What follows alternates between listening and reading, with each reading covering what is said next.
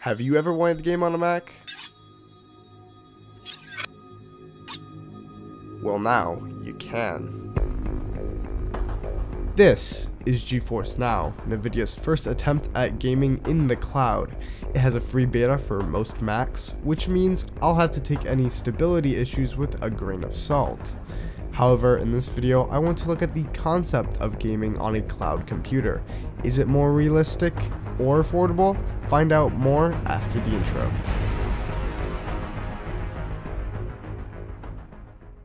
First, let's see how GeForce Now works. When browsing their site, Nvidia makes it clear to have a good experience with GeForce Now, you need to have a very good internet connection.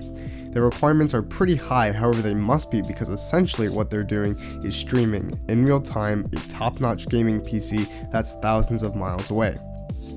So while it is important to have a fast internet connection, you also need to have very low ping. It's highly suggested that you connect the Mac to an Ethernet connection, but you know as well as I do that Apple aren't the most generous when it comes to I/O ports. So it probably doesn't have an Ethernet port. What then? Well, I've been able to run GeForce Now with Wi-Fi, however only on a 5 GHz network, which most people's routers do not support. If you want to know what a 5 GHz network is, you can click on this Tech Quickie video. Getting onto the games, there's actually a good amount of games supported by GeForce Now. PUBG, Call of Duty, Wolfenstein are all games supported that a Mac would not even dare to run. So getting into the good stuff, how does GeForce Now perform?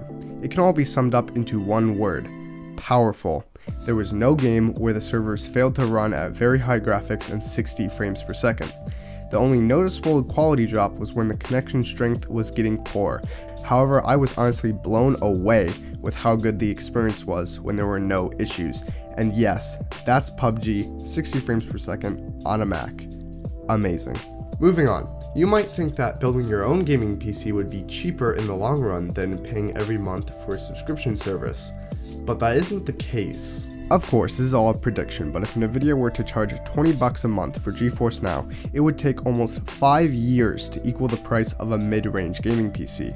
Keeping in mind that with your $20 investment a month, you will always be getting access to the most cutting-edge graphics technology in Nvidia's arsenal, while the 5-year-old mid-range gaming PC might have to receive a few costly upgrades to still compete.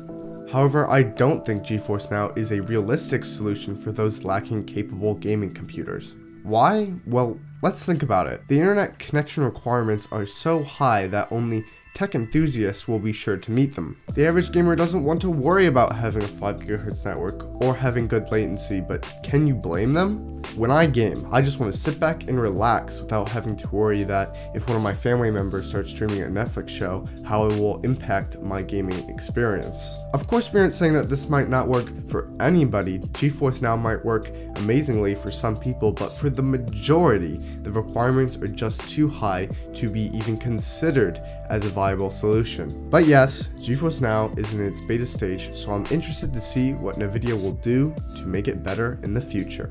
Thank you guys so much for watching. We know we haven't uploaded in a while, but we have been working hard on coming up with multiple video ideas, so when it becomes winter break, we can start pumping out the videos.